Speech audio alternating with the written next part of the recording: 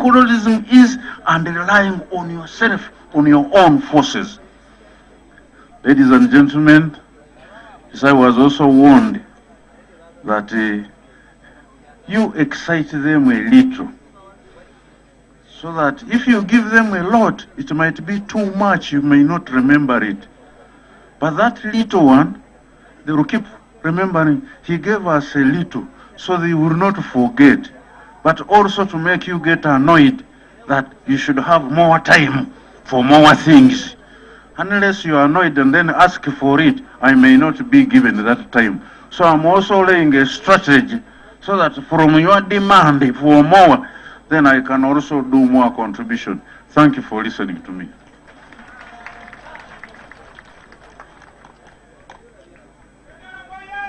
Commissioner Kamberege Kakonge, that is in charge of national guidance, speaking to the gathering there at Bukomero Technical Institute.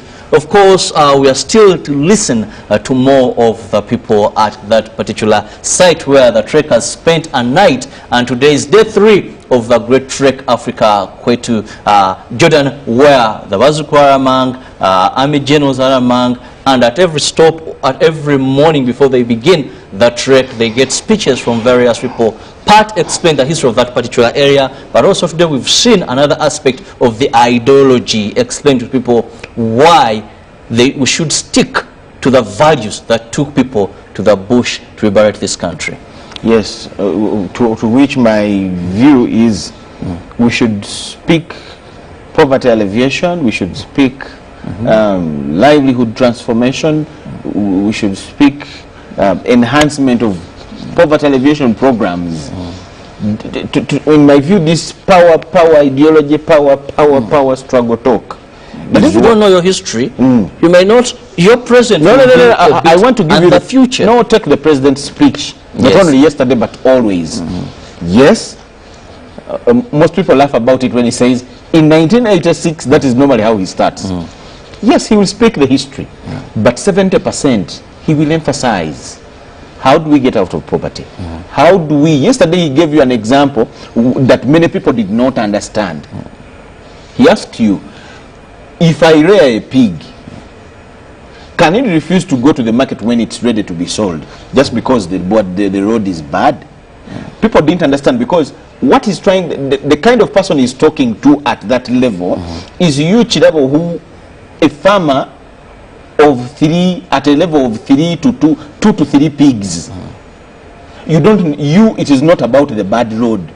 It is about how much effort you can put in to see that you uplift your standard from level 1 at least to 3.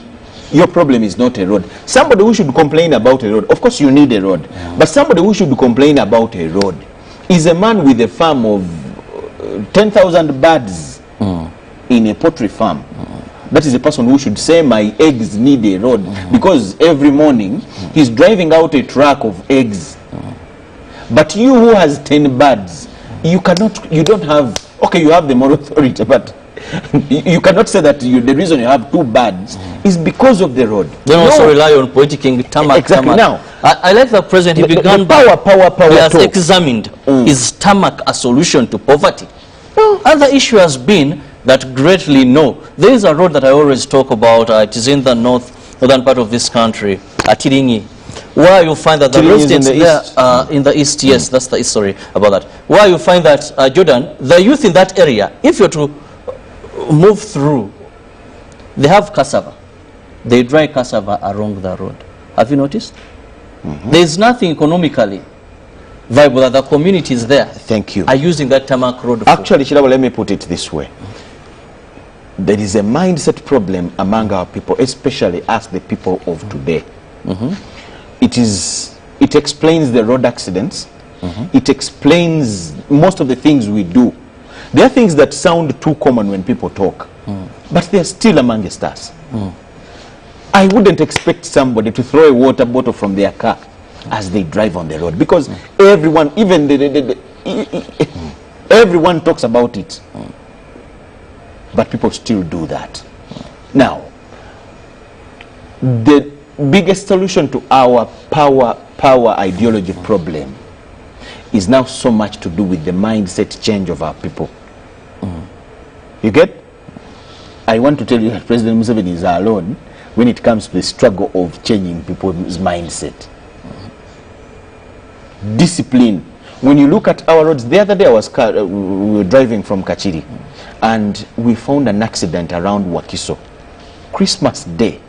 Wakiso is a big town that is so busy. You get? But a Toyota Primo hit a taxi because the young boys, the young people of Zukuru, were driving at a very high speed with all the excitement of Christmas with beer bottles in their car, drinking while driving. Now, that is mindset. And those are the things that we don't look at. Such people will not fail to ask for power. Now, how? I would love to hear on these kind of occasions, people emphasizing more, bringing out information that really is going to change our mindset.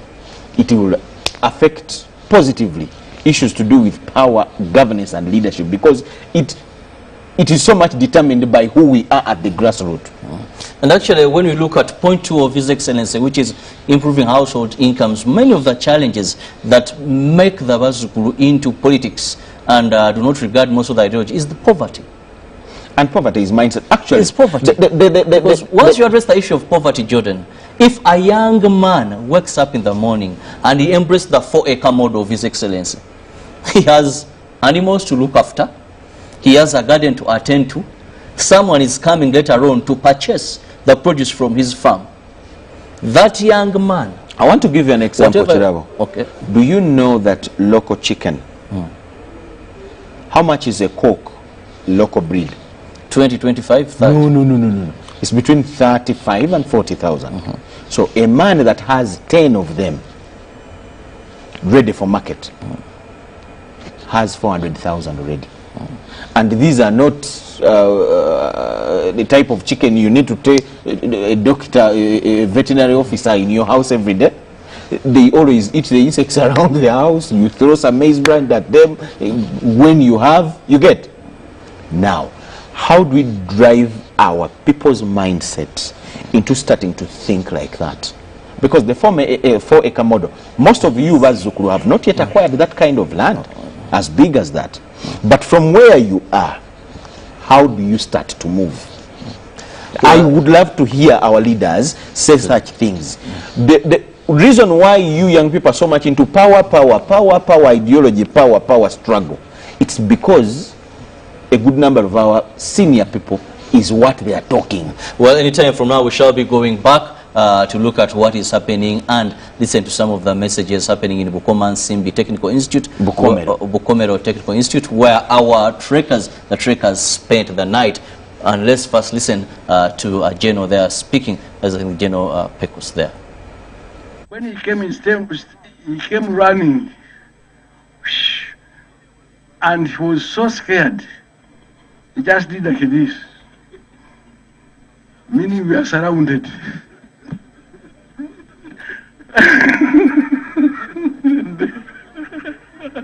And then the first thing we had, a bullet on the water guard. This one took shape. I ran.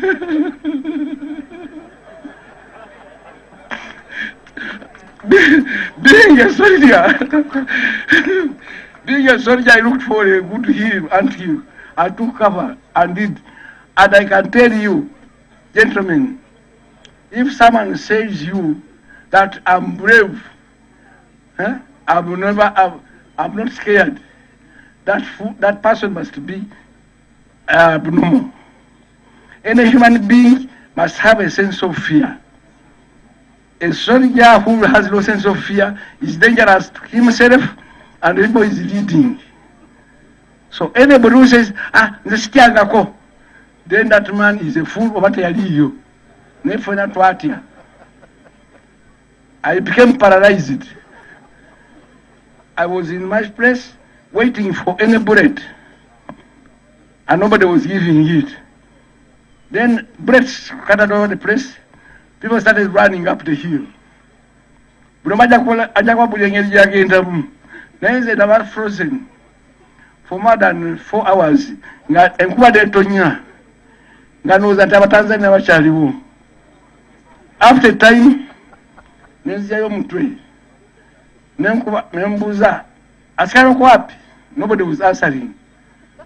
But before that nalaba nga bayitawo nga balinnya the Katumbuzas bani abaana badudu nga balinnya olusozi.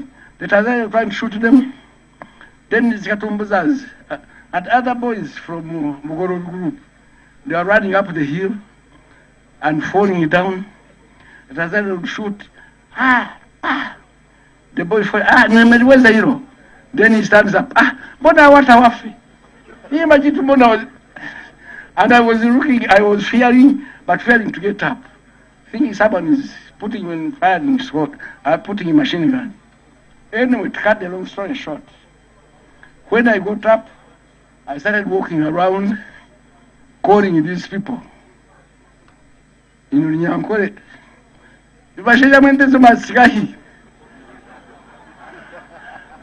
as if I'm a cattle keeper. So I went up, I bumped into one of the groups. That's where Rwakampara was. Rwakampara was one of our guides. I collected the Kamwana, Katumbuza, and about 12 of us on top of the hill. Now, when you are a gorilla, you avoid human beings, human contact. In fact, a rod signified enemy. So, we couldn't use the other road which was open because we could see movement of vehicles. So, we decided to use the what? These terrain now, they are human beings. By then, it was just a flat thing. It was like a sea. No physical future. You can't know east and west. So, with Rwakampara as my guide, we walked on foot to go back to join our people. That's another story also. But the interesting part of it is that you people don't read. I want to tell you what reading a book means. Reading a book is not like a storytelling because it should be authentic and objective. There are 4 things in a book: the date itself, the timing, the event, and the people who participated. Now, when you are telling a lie, you can create when you are imagination. But this is not a creation. The hill is there, the dates are there, the time is there, the people who are there are here. So my book is more authentic than all the rumors you are reading on the story. Look for books which are authentic, which can be justified. Did it happen? What was the date? When I say that was 81, I think I was 25, 24.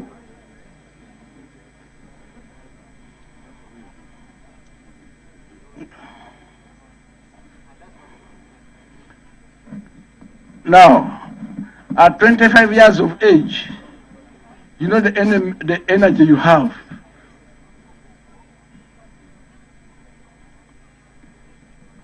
Now I'm telling you the story at 64. But I'm telling it for boys who are now 28, 24, 23. Please, this is what I did then. So if you want to imitate me, you should know the setting. Ugandans should learn from your past. There is something interesting.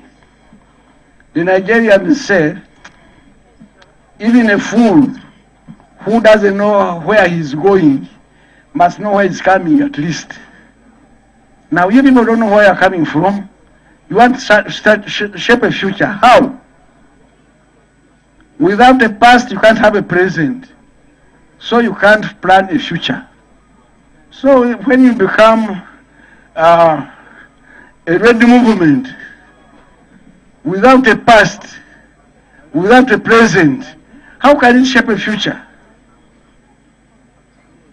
You, the children who knew what your father passed through, and how far you have gone, it will be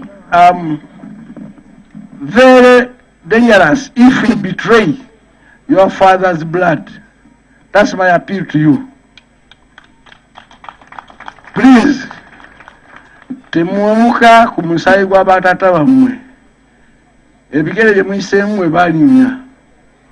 Naffe twalinya mu bigere bya batata baffe. Generation yaffe nekola. Kati tusizamu, it's your time for you to take over. Either betray or continue. Thank you. Let the others tell me that there's part of the story. But please go and read.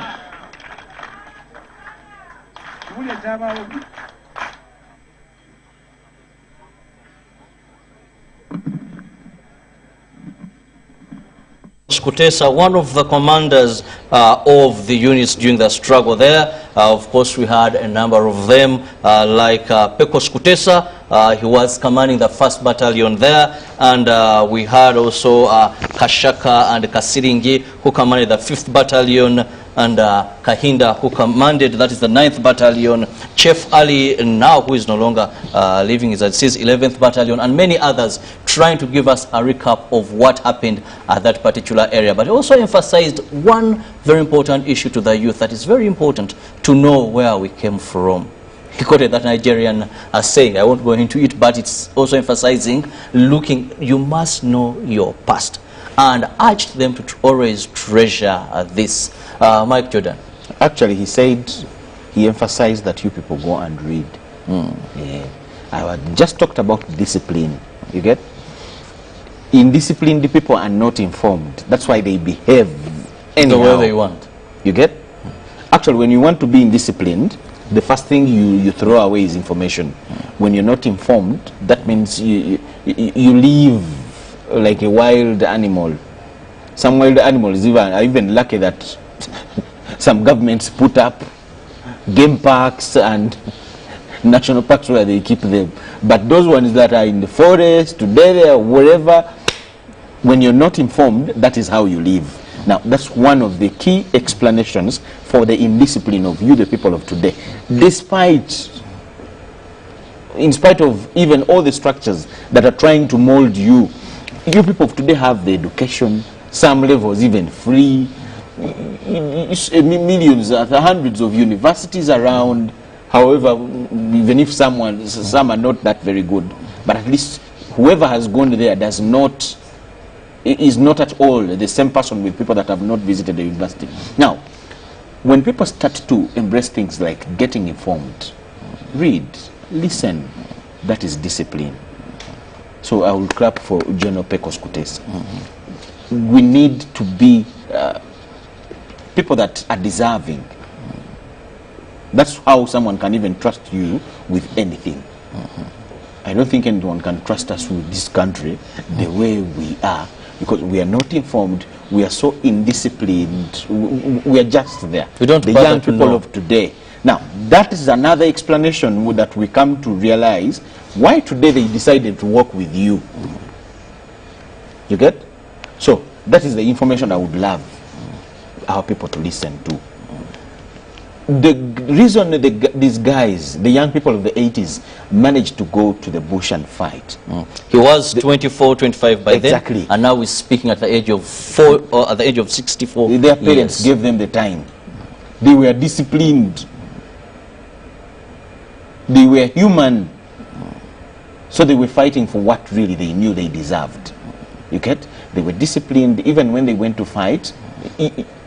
After getting power, you can still see their target. Well, let's also get back to listen to another bush war comrade giving an experience of what they went through.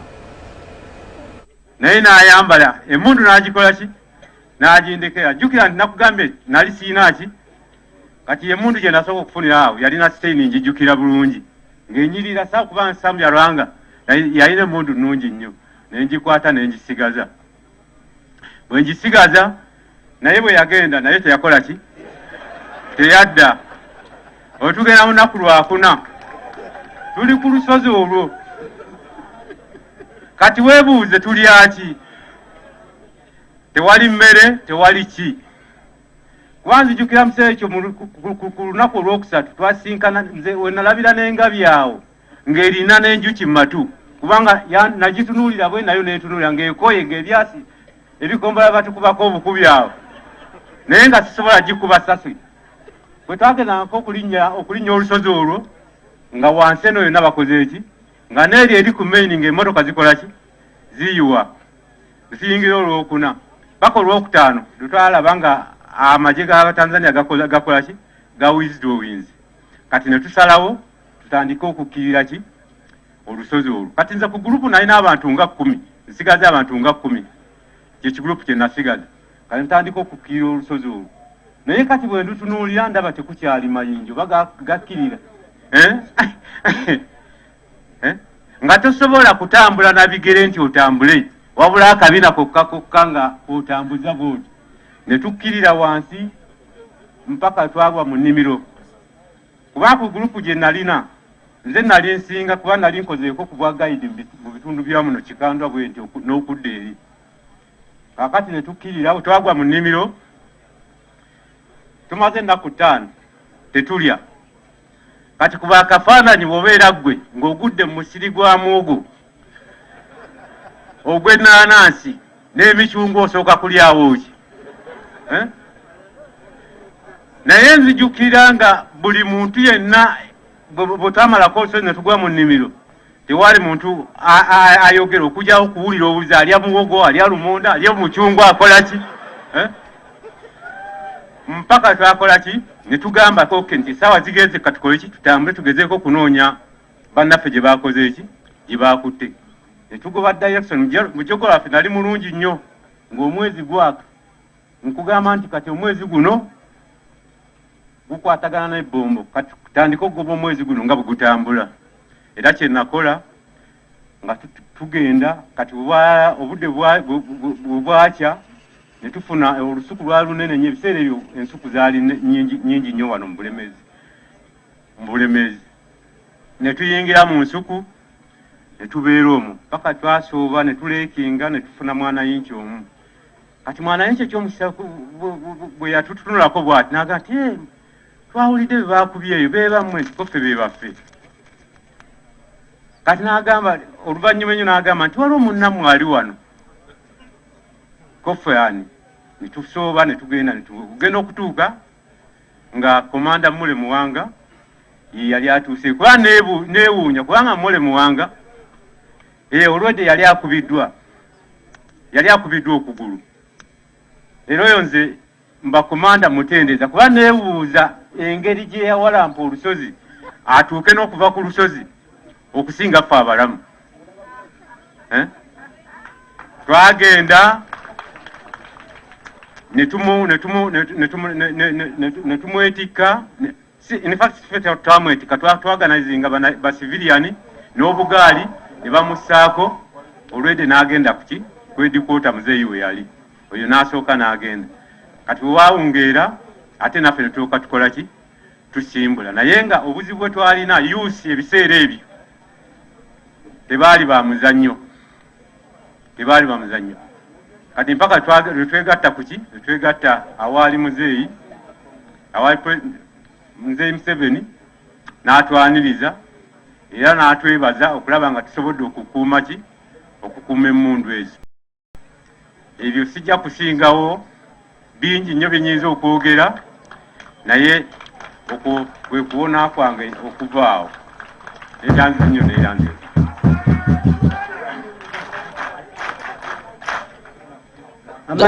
Captain Chiwanuka, they are giving a recount of events as they unfolded when they were attacked at that very particular site where we are today. Of course, there are so many people that are going to be speaking today.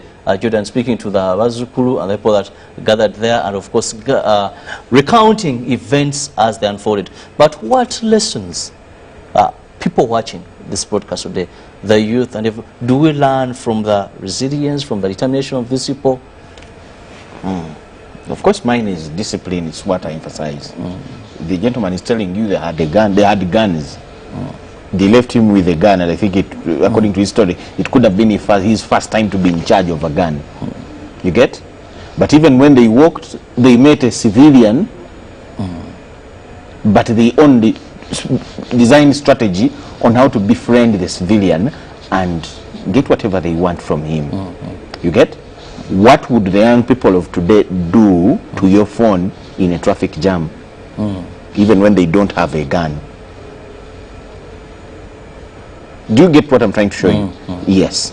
So they had guns, and in actual sense they were rebels. They meet a civilian who even had food in his house, but they befriended the civilian actually to find out another colleague of theirs was hiding at this person's home. Do you have young people of today that are that disciplined? So when you talk of lessons, mine is discipline. We need to touch the mindset of our people. How do you relate with others? How do you make friends? How do you befriend people? How do you relate interpersonal relations in our communities? Yes. Well, like I told you, we are giving you live events of what is happening in Komero there. Every moment we get different people, various people that are part of this struggle, emphasizing key points at this particular time. We still head back to listen to what this other veteran has to say. Twatandika kukozesa kuba twali tukyali mu batono ne batandika otukuba kati fe ab'emigugu twatutandisa okutambula tulinnya omuliro ne guyiika wano ne gutandika ogw'amaanyi ne tumanya abamu ffe tubakola ki afende Mugisa Fred kati ndowooza ya masini gano eri gye twajje ekakiri ekola mulimu ne twambuka. Kumbe babovalandinze ne batandika otukubanga kwe balaba nga bwe mulaba olusozi olwo olwerero olwo. Mu butuufu nange nga binagirabako yatutunuuliranga bweti naye ng'ekyanganyikiddwa Omutanzania akuba bwavuma wona wala wakufe wona minapita pana kufawa batukubye nienda okutunuulira bannanga bamu babadde beetise base plate babisudde wat ze nali netise amagulu ga mota 82 nkazana naye bwe nagwa ekigwo mu kika waliwo bondere twali tukkirirawo nanga amagulu wegasigala okuba mukyayambuka olusozi munakubadde wano alaba agwa bakomuledi bangi abafiira wano leti kazaawula gwe muwulira gwe tuyimba mu nnyimba zaffe wano abo bonna baasigalawo ne gurupu y'abaana abalala okuva ekawempe bangi bakola ki baasigala wano naye bwe tutuuka waggulu eyo enkuba neeyiika naye tukuba nga tukyaliko we tutudde afende tumwina agezezaako okutuoganayizinga tukyali naye awo naye bwe tuba tukyali awo n'alengera gurupu eyo nga mulimu wumbire efaanana nga Leti Kafulika wet n'atugamba mubeeraawo kandabe ono oba be bannaffe abakoze eki abakyabuze gurupu y'abakatumbuza abakafulika abaleti kabuula kati bw'abatuukako ndowooza ye yabategeerera mu distance ewerako n'amanya bano balabika si be bange yalina stick grenade nga tumutunuulira n'ajjayo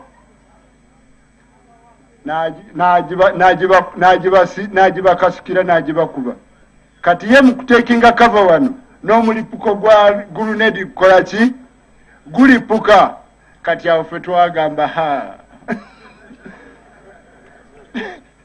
twakkirira direction gye tamanyi awo yensonga lwaki tubula kwabo gurupu eyo nekwatwanda direction z'olusozi luno lwonna buli emu yagabanako abalala bakwata liri abalala bakwata liri kati awo Tanzania batuddamu otukuba ogwokubiri kumbe eyo yali flanking y'Abatanzania nga bano batukubye okuva eno wansi kati bali bafuluma waggulu eri batuzingize ne tukkirira ne tubayita mu nkwawa abamu kati abo abaava waggulu ekituwonya ku muliro bagenda okukubagana bokka na bokka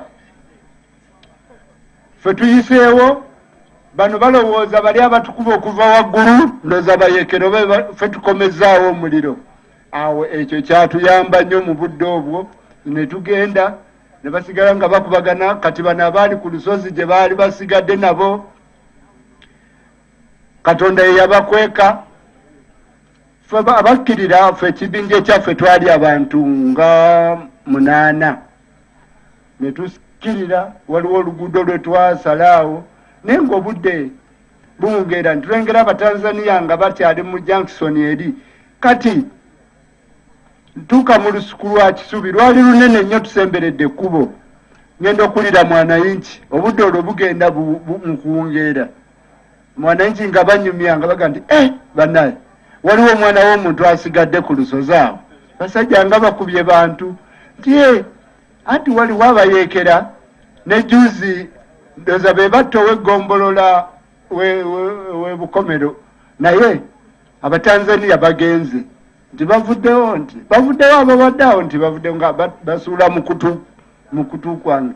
Ne ngamba bannange nno mumanyi nti kati eno direction gye tukute tukulosinga oluguudo luno tutambulire tetukulosinga tutambulire mu luguudo Abatanzania nga bavuddewo tujja kukola ki tugende tufune direction yekola ki eddayo mu lukoole waffe. Bwe tutyo bwe twakola ne tutambula naye olw'okuba enkuba yali etukubyeko n'amayinja nga gatutemyetemye nze lyantema wano ku kigere nga tugezaako okulaba nti tuva mu danger zone ng'obudde bukyali naye ne tulaba nga tukoye ne tulemererwa naye ate n'ekitundu nga tetukimanyi. Ne tukyama waliwo Mwananchi omu yalina akayumba ke katono ne tuguma ne tumukonkona. Kati bwe twamukonkona bwe tuti yabeera waledi nnyo n'agamba baana bange ne tugamba muli oba tutegedde atya naga baana bange yemmwe babadde mujje wano. N'atuyingiza mu nnyumba naye ate mu nnyumba nga tutyamu nga tumanyi oba ono wa yusi yayagala kutukola katendo. Tugamba n'agamba obudde bukyali lino lyekkubo ligenda ligukira Bukomero naye obudde bukyali abayusi bakyaliwa abayusi bakyalimu bwe munaatambula kati bajja kukola ki bajja bakwata.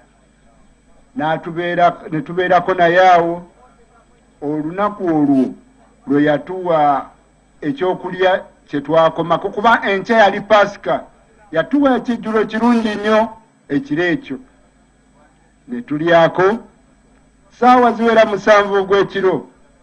Ate tetwayebaka era twalinga tutunula tuli reddefu ani agenda okutukola ki okutwataakinga waatukwese.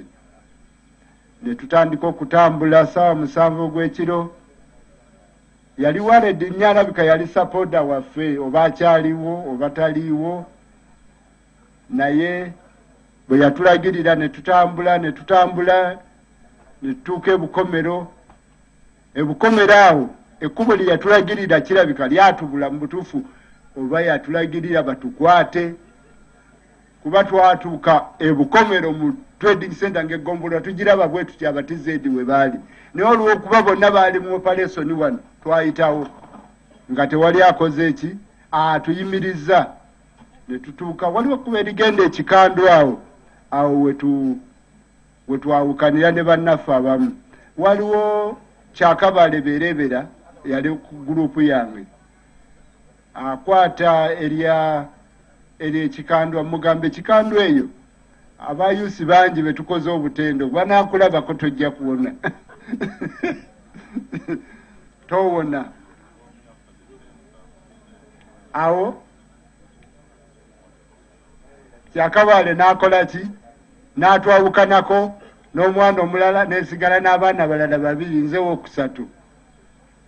Fe nembagamba olwaleero Pasika nga bweri Pasika tetugezaako kuwungawunga mu byalo basobola okukola ki otukwatira tukwate emmeyini kubanga buli omu ali ku bibye activities za Pasika biki naffe tetulina kitulaga nti tuli ba militale. Nalina akaggo kange nze ne neefuula omulaalo bwe nsanga abantu abatategerekeka n'oluwa n'enfuuwa akaggo n'enteeka wano entambula naye nga ngezaako nnyo okukweka nti nnumiddwa naye nga ebiseera ebyo tebyali bizibu byali bizibu nnyo ku ludda lwaffe era byakujjukirwa nnyo tewali asobola kwerabira lunaku olwo mu budde bwa struggle.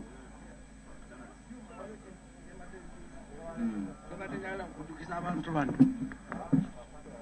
bw'oba nga twali matuga manyiyo wali mabanda ne amagye ga government then who was surrounding who? Were we surrounded? Because we were with the people. They were the ones who were surrounded. Kubanga, it's very dangerous. Ugenda mu area nga tebakukiriza ne oyambadde uniform ya kikaaki, you are the one who is surrounded. Element eyo njagala mukitegeere for many reasons. Tubatukuba wano bwe nali wano najjukira nfaamamu abakuluko 72 when these people there was an attack by the forces which were in Tanzania in 72 led by President Museveni and others. For us who were born in Masaka, when those guerrillas came, I was there. And for 2 weeks, the schools were not working. We were hunting for these soldiers, capturing them. A huge man tall like this, with his SAR, Dobret, captured by a woman, an old woman, and brought to the authority. So when I was here, I was thinking what was going on.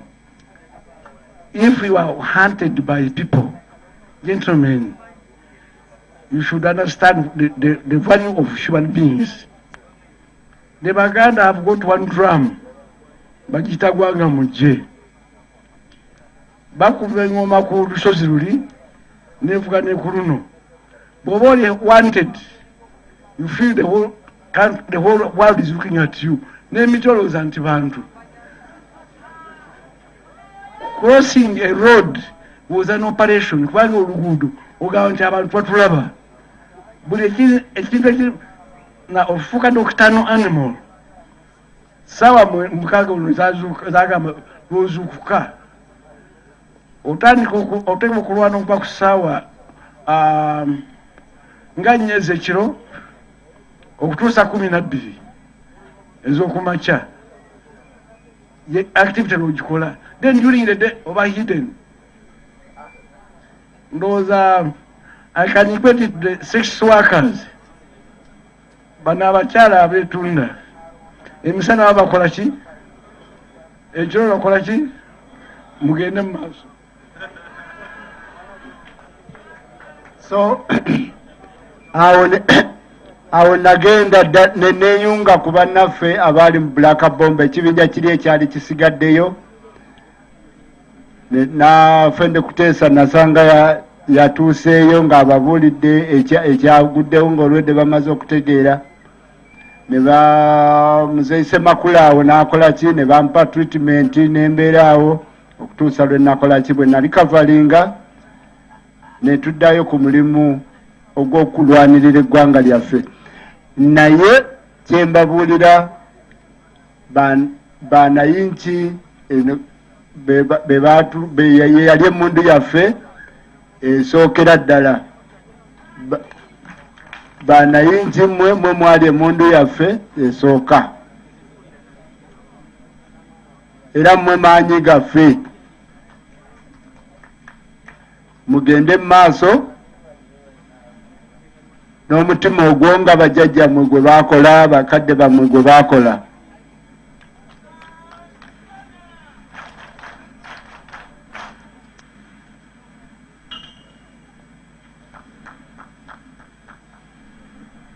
Next, yesterday where we camped, where we boarded our buses, the president was telling us a story how they were attacked on the movement from Kabamba.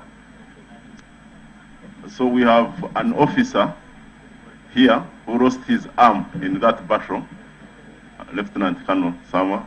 He can also come and tell us his story.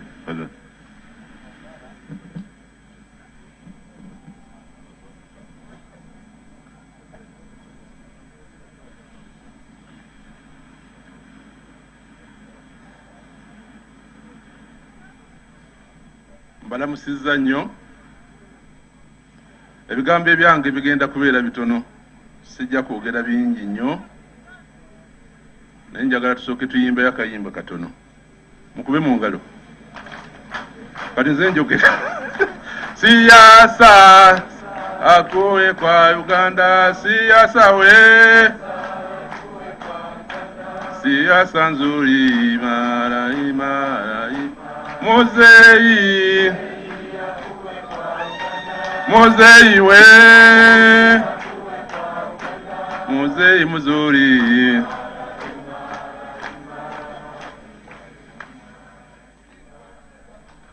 Amannya gange nze Lieutenant Colonel Samba neddira Mamba. Nzaalibwa Masaka kilomita 4 Mbarara Road. Nayingira obuyeekera buno 81 omwezi gwali gwa 8. Ekisookera ddala lwaki nsoose okuyimba oluyimba olwo lwa pulezidenti waffe era asaanidde okukulembera eggwanga lino. Nafuna ebizibu bingi nnyo bye sisobola kwogera wano. Naye olwa pulezidenti waffe omulungi nasobola okubivuunuka. Ekyokubiri, nze omulimu ogwange okusookera nakolanga kalandasitayini ne muganda wange Meja Tofa Agaba n'omugenzi Dampa muganda wa Jeno Afande Kuteesa ne maama omu namulabyeko mukyala Zizinga namulabyeko wano kubanga twavugako n'akagaali nga muvuga. Twayita mu bintu bingi nnyo n'oba oba bwali buto simanyi kubanga twagendanga e Kampala ne tukuŋŋaanya obuntu kuba twakuŋŋaanyaga bikuŋŋaanyi emmundu ddagala ssente naye tusobola okuzivuga ne tukola ki ne tubituusa gye twalinga eno mu nsiko. Bankwata mu 82 ne bansibira e Makindi mu Godawuni n'omukyala Kereni Kayonga. Naye abakyala balina emikisa mingi oba ani amanyi Kereni Kayonga. Oyo omukyala oba yafunanga atya naye ng'afuna omigaati ng'asitugolinga n'agimpereza gye nkola ki gye ndi. Ne banzigyawo e Makindi ne bantwala mu Nairo Mashoni. Mukama Katonda gye yanyambira ne ntoloka ne nzirayo wa mu nsiko. Ate nayo ne nfunirayo ebizibu ne banga ntotolose bakuwadde ssente naye ebyo Katonda byonna yabikola ki yabintaasa. Ne tugenda ne tukuba Woyima naye ne bankubira mu mmotoka era nga nina Meja Tofa cross country emmotoka gye bakubira e Butema. Tofa ate nandeka owa mwana inchi omu ng'okugulu kwange tekukyasobola kutambula. Mukyalo mwami oyo nannyamba muzeeyi nannyiga okugulu nampa omuggo n'omukeeka ne ngenda mu lusuku mu kimwanyi kyali mundaawo naga ngenze kulipootinga nete emmotoka tukunone naye obudde bwakya nga Tofa simulaba. Zaali ziwera 11 mpulira emmotoka zijja nvaayo nsimba okugulu nengera omusululu gujja naye navaayo nensimba omuggo okufa kuno kuzibu ne ntandika okukola ki ogenda nga nkola ki nsimba omuggo. Naye nsanga omusajja ow'akagaali ng'agenda kunona amata ne muga nti nyamba ontwale naye bw'onontuusa Museveni sente zagenda okukuwa tozimalina muwendo. Omusajja oyo yannyamba n'anvuga kagaali n'antuusa nagenda okutuuka tofa namusiŋŋaana kyajja ave mu kampa ajja n'abasirikale 12 okunnona naye ate nga n'aduuya atukola ki atuli mabega nasobola okuwona ne tuddayo mu nsiko then okuba kabamba ne tugenda ne tukuba kabamba ne tuvaayo ebiseera ebisinga navuganga mukama wange we twabeeranga president nga tumaze okukuba owantu ng'era bannoonya nti nsamba liruddawa kaakati mu kuva e Kabamba ate sikooti wange ebirembo gye tulaga oba tunaatuukayo ate raana wange gwe baamukola ki bwe baamukubira n'afiira awo ekikombole kyasooka ekyakatuusha twavaawo ne tugenda erutta ekufu we twava gye twavudde ne tukeera mu ambuusi saa 12 bagenda mu 11 ne tusiiba nga tulwana zaali ziwera ssaawa nga 11 ne bankuba omukono guno ekirema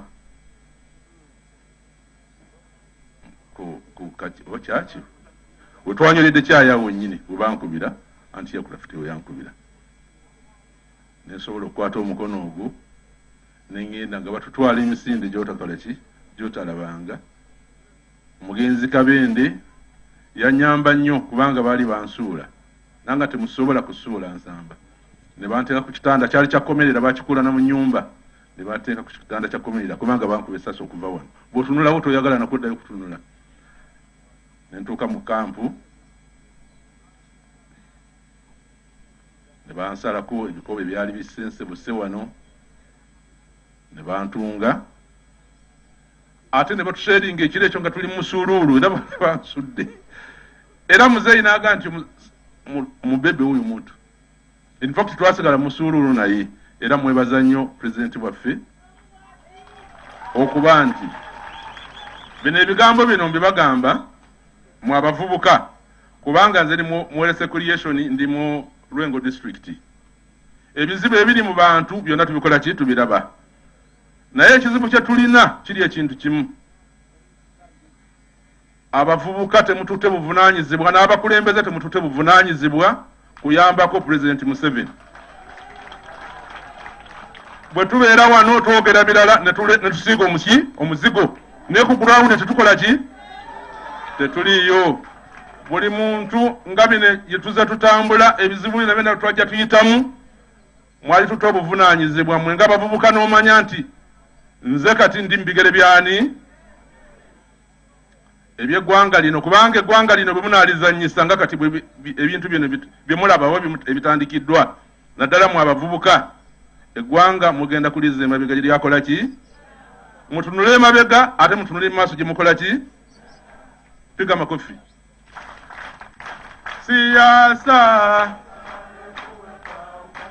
siasa we siasa nzuri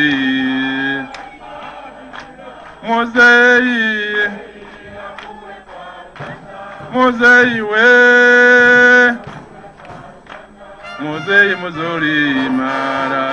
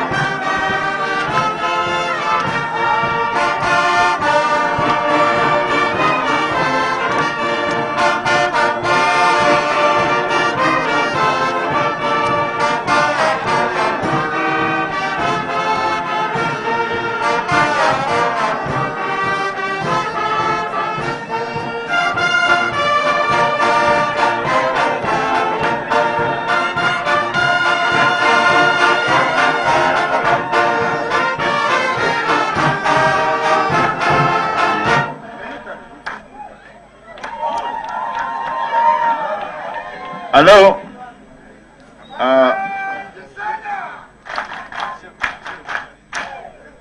The Honorable Minister, Government Chief Whip, has a story to briefly tell us.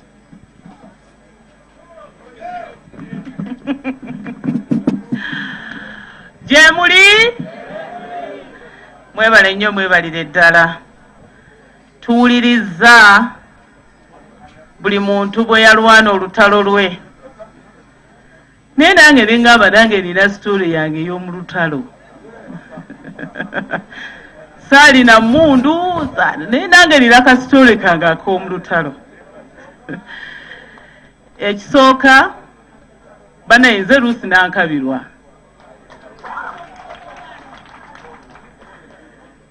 stories zino zonna ze bababuulidde ezaali mu kitundu kino zaaliwo nga ndi Bamusuuta Primary School nsoma. Abasirikale Bobote aba UC be bayitanga aba UC aba UPC Youth Wing be boogerako n'ebikolobero ffe twali ku risk naddala abaana abawala ng'omwana ali mu P6 balaba omuwala nga balaba nti atuuse oba okukola ki oyo atuuse twali ku risk ng'omuyeekera n'amala kyamako ewuwo oli ku risk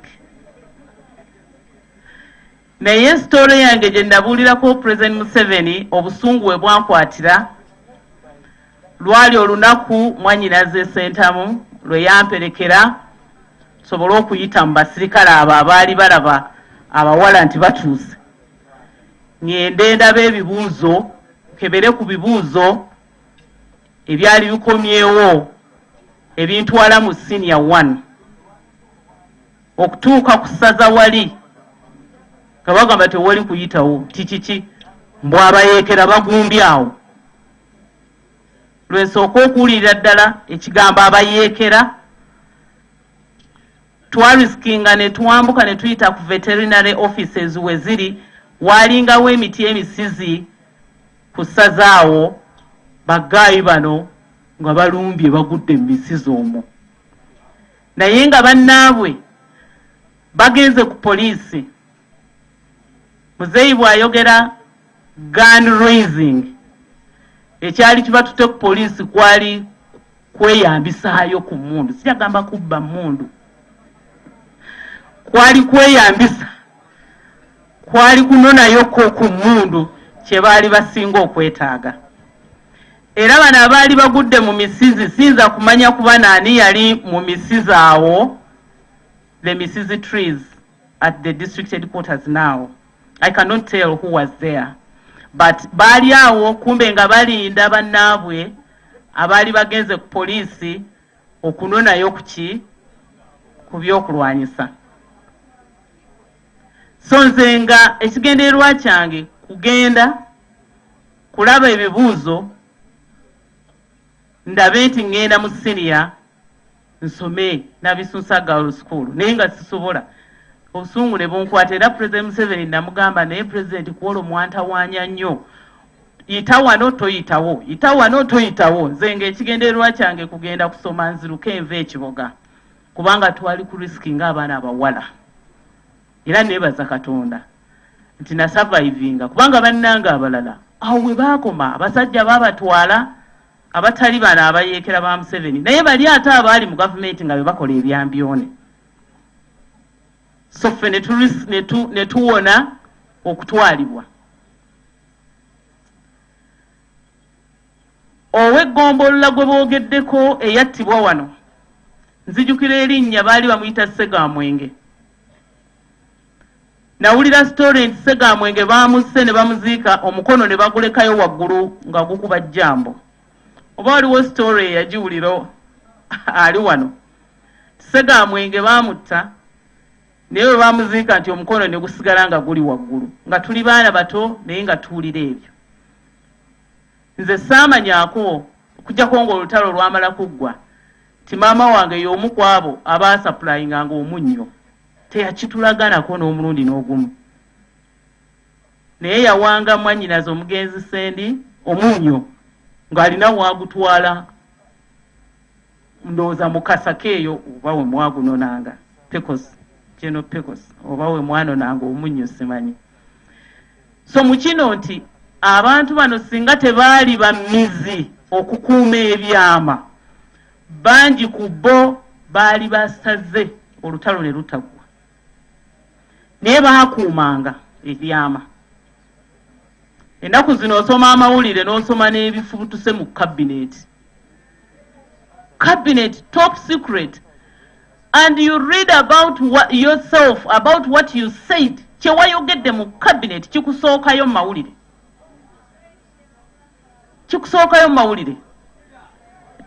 be balwanyi b'ennaku zino be tulina, you know, secrets tezikuumibwa ate nga tulayizibwa. Nze saamanyako nti maama wange yawangayo omunnyo era muzeeyi yamuwa omudaali posthumously kuba yafa nga ndi Minister of State for Defense era nga mpita afande. So she was so happy kuba muzeeyi story yali yagimanya. So ekyokukuuma ebyama. Then ekyokubiri, ffe abaali abato abataafuna chance kuyingira kuba somehow twali tusoma ne tuddukayo ogenze Kampala nabisuuza kusoma. What is your contribution today? Olwaleero oyina ekinyegenyege ky'owulira nti nyabula nange kino kankikole, oba kulwana kukwata ku constitution akawaayiro kakyusibwe n'oteekamu obulamu bwo bwonna oba bakutiisatiisa oba bakola kino gamba no, this one I must fight and win. Determination yeeyo okwesiba ku kintu n'okikola nga bano bwe baali consistent paka nga gye balaga balabayo. Olwaleero nkubuuza third generation, because I'm a second generation, third generation nkubuuza olwaleero gy'olaga olabayo. Bw'okola bw'oti otangaaza olabayo oba ogamba nti embuyaga gye n'entwala gye naagenda. Omanyi awali amazzi amawanvu n'awali amampimpi w'onooyita osobole okugenda gy'olaga.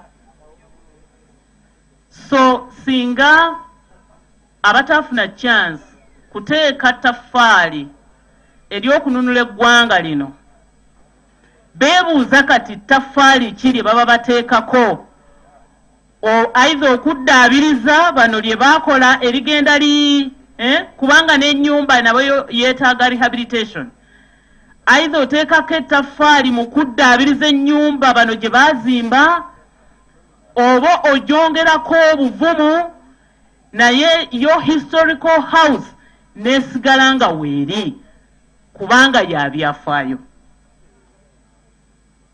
ennyumba yo eyabyafaayo. Bulaaya batereka. Nagendako e Rome St. Francis mu Assisi ne tulaba omuti gwe bataddemu ebyuma nga gwa myaka beyond 100 years, I mean myaka mingi nnyo naye nga baguwagiikirizaamu ebyuma gusigale nga weeguli mwe musasulira ssente okugenda okugulaba. Naye kati ffe ebyafaayo byaffe tubikuuma tutya?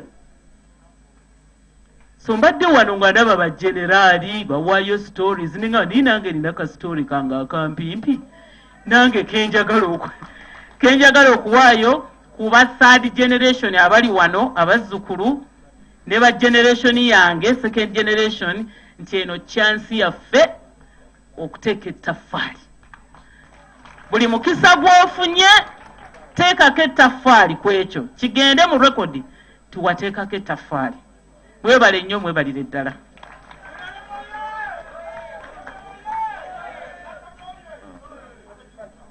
Adako afande Katongole, Kano Katongole.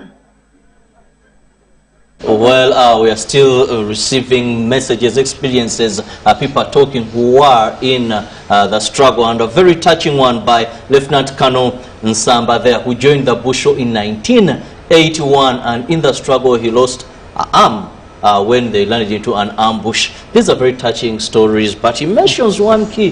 He says that the youth and leaders have not helped His Excellency, and that's where I want us, Jordan, to start from, because we do a lot of lip service. Actually, but practically, Afande Nsamba has just repeated my words. That's what I was singing a few minutes ago here.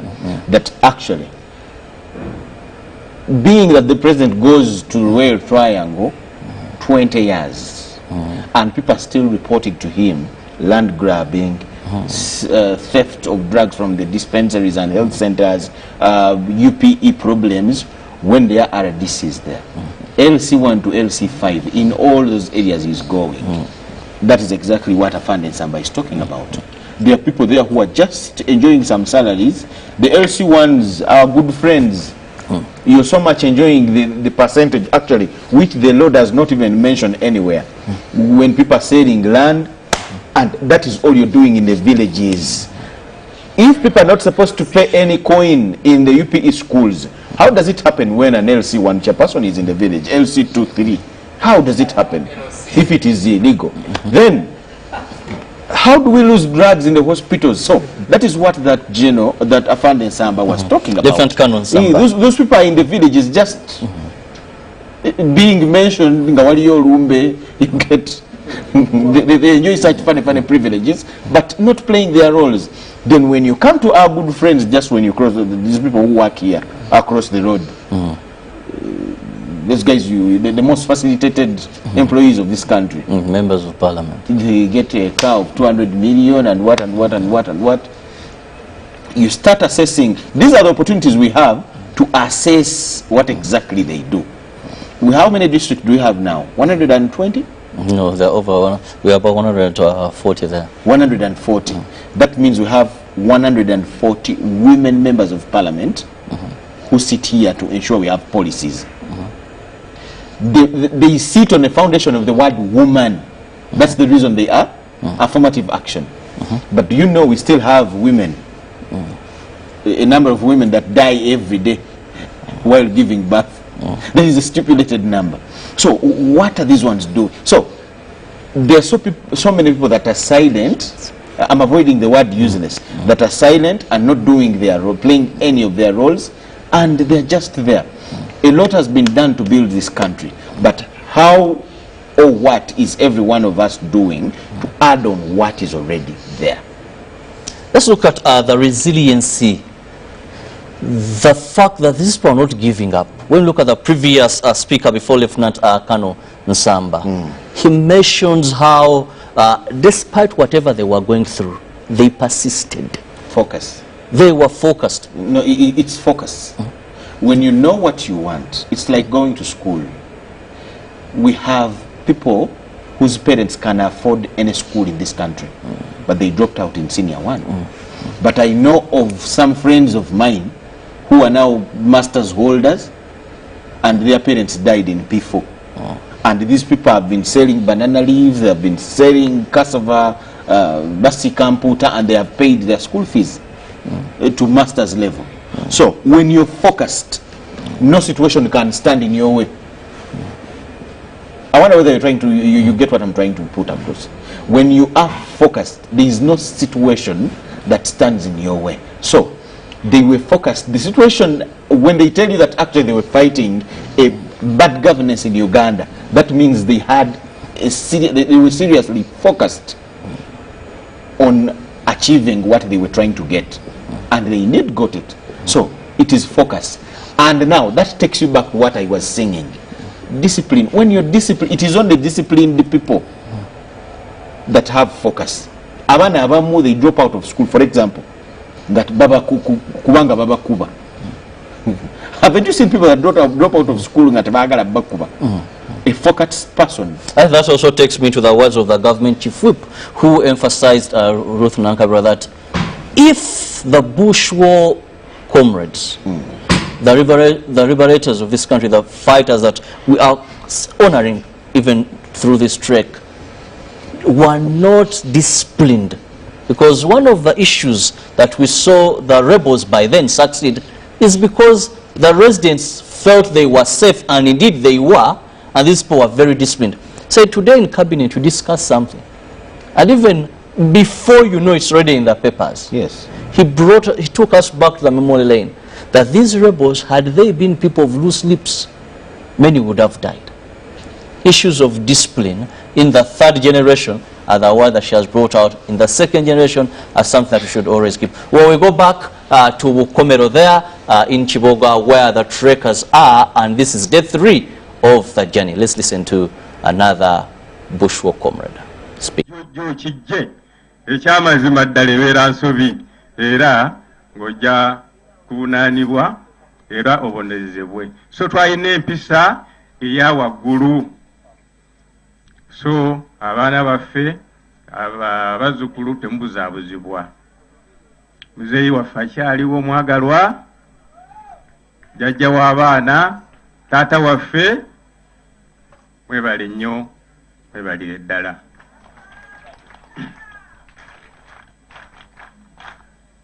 Next, tulina abayingira amaje nga bakyali baana bato, myaka 12, myaka 14. Kadogo kangaho kuja hapa. Then Afande, there was Afande somewhere here. What's the name? Karugaba, Afande Karugaba, Major Karugaba.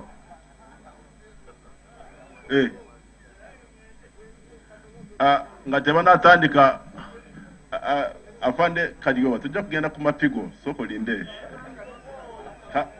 Karugawa.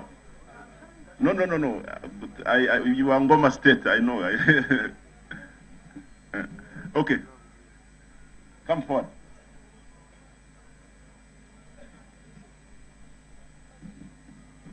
Ono yekweka murole yatwara bante kabamba.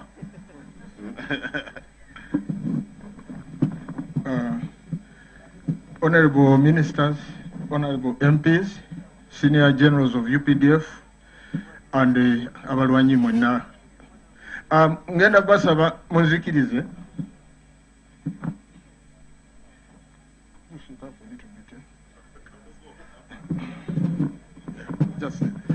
Ngenda kwogera mu Luganda olw'abantu n'ekitundu kye tulimu. Kakati nze mumpulira bampita Andrew Kangaho Kadogo. Nafuna omukisa okubeera mu bantu abakuba Kabamba 1 era bwe mugende Kabamba nze number 41. Nagenda Kabamba nga nina emyaka 14. Nagenda ntya nja kuddamu njogere nti nafuna omukisa era nali nsomera wa president muyita taata wange omuto nga ng'omwana yenna nga nsoma nga mbeera naye ng'akyali minister wa defense nga bakawamba Idi Amin nga amaze okuwambibwa nga muzeeyi minister wa defense, naye nga environment y'abantu be nabeerangamu abasirikale abo abakumanga president. Omugenzi ono gwe bayogedde yafiira wano Let Stevenson Kazahura yali omu ku abo abanyambanga mu homework wange bwe nva ku ssomero ng'anyamba in the doing of my homework P7. Naye ate bwe mba sikola homework wange mpulira ebintu bye boogera ng'omwana mbeera mu ddiiro nziruka mpulira kino kati nange nekinsika ne ntandika okubeera interested. Mu bantu beeranga nabo ennyo ewa muzeeyi ye late Akanga Byarhanga, late Robert Kabura, late Arthur Kasasira, late General Fred Rwigema, late Stanley Muhanji, late Mugabi Marachi, Tofa Agaba, who is here, n'omulala gwe bayita late Kakoko. So ekiseera kyatuuka nga waliwo group y'abafande Chanda abagende mu nduli nga ndowooza nalaba muzeeyi abayita for briefing. Ndi mwana muto naye nze mbiraba ne bagende mu nduli ne bakomawo. Nalinamu ne my late brother gwe bayitanga Chef Makosa. Kati bwe bava e Tanzania ne bakomawo era ndooza Muzeeyi gave you another briefing at Kololo. I was watching Afande Chanda, although you people thought I was a child. Time yatuuka ne tugenda mu biseera bya elections 1980 general elections. Kati Let Kabura n'angamba nti tugenda kukubira obululu Mbarara North Rushere, jangu ogende weewandiise. Ate nga nali sinaba kutuuka n'emyaka. Kabura n'angamba yambala uniform. Ne nyambala uniform ne tugenda ne Stevenson Kazahura ne Kasasira. Kamocha we wali a registration center ne tugenda. Ne balu registering. Kati nentegera nti amaje ag'ekiseera ekyo gayinza okukola ekintu kyonna kye gaagala. Olw'okuba nze nali nkyali mwana wa ssomero myaka 12 13 naye ne ngenda ne registering ne nfuna registration. Ekiseera kyatuuka ne tugenda mu bululu bwa 1980 ne tukuba obululu obwo bwe mwawulira. Kakati ng'omwana Let Fred Rwigema yali yampa omulimu gw'okukuuma nina kabada gye nali nkuuma ng'etereka emundu z'abasirikale ne uniforms. Kati nina emundu gye najja eya SR gye najja mu mundu ziri ne ngikweka mu curtain box waggulu mu kisenge nga tebagimanyi. Kakati bwe baatugamba nti kati abatali ba UPC bave mu mayumba ga gavumenti, ne ngamba Stevenson n'emundu gye nakweka munyambe mugijjeyo tesigala mu nyumba eyo. N'angamba jangu nkulage, jangu tugende ffenna ondage gye wagiteeka. Ne ngenda naye. Kati ekiseera kyatuuka ne tusenguka ne tugende Makinde. Bwe tugende Makinde ow'omugenzi John Wycliffe Kazola, awo meetings z'okugenda mu nsiko we zaatandikira. Kati lumu mba ndi mu ddiiro nga nfuluma, His Excellency President najja nansisinkana nambuuza ennaku zino okola ki? Ne mugamba sina kyenkola, ndi mu vacation. N'angamba ngoberera. Ne tutambula ne tugenda mu kisenge ky'abasirikale. N'agamba Let Fred Rwigema ono muwe mundu ne uniform. Kati nze ku lwange yali liberation day olwokuba abasirikale oli mwana kati odeze mumpe mundu yange ne uniform. Kati uniform bwe bagimpa ne mundu Muzeeyi n'angamba n'atambula nange ebweru n'angamba olaba yogeti tewali muntu yenna akkirizibwa kuyingira wano. Kati omulimu gw'okuva olwaleero gw'oli ku geeti eyo ffe tulina bye tugenda okukola eno mu nnyumba. Nange ndaba embeera era omukisa oguliwo abasooka checkpoint yange yali Brigadier Julius Chanda ne Eritu Mwine mmotoka emu. Nze era bwe bandaba banyenya bunyenya mutwe ne baseka naye nga manyi bye bali bagenda kukola. Kakati bwe bagenda nga meetings zaabwe bwe bafuluma for lunch break oba nga nze mbeera kumpi naye nga ndaba moralo gye bayina ng'eraga waliwo ekiriwo. Kakati Let Fred nga ngamba tunaondoka Let Fred Rwigema lakini we mtoto kakati nze mutima ne ngamba mwagala kundeka wano nze nesirika. Kakati Let Magara yali responsible okushiftinga abantu nga babajja Honorable John Kazola nga babatwala wa Matthew Lukiikeire eri engulu Makinde. So ne batuusa ekiseera ne bagamba jamu uniform gye twakuwa n'emundu ne babinzijjako. Kakati ne batandika okubasomba in bits. Kati ebiseera ebyo Makinde Kampala after the war of 79 waliwo crisis y'amazzi. Nga waliwo eyo pick up a Nissan 1600, that's a 1600 ya blue nga Let Magara yagivuga. Kati ngajja naye nga ebiseera ebyo waliwo crisis y'amazzi, so nga bateekako ebidomola by'amazzi kungulu. Kati baneighbors balaba emmotoka egenda bamanyi nti esomba amazzi naye nga ate eno wansi nga wali abatuuze. So bwe baba amalako ne babatwale ewa Honorable Lukiikeire. Kati Let Magara najja okukima ebyali bisigadde mu nnyumba. Nze bwe mulaba nekweka ku garage side eri bw'ayitawo nenziruka nenyingira wansi w'entundubale nensirika. Kati ye bwe yajja ateekako ebibokisi waggulu n'avuga. Teyamanya nti nze nyingidde mmotoka.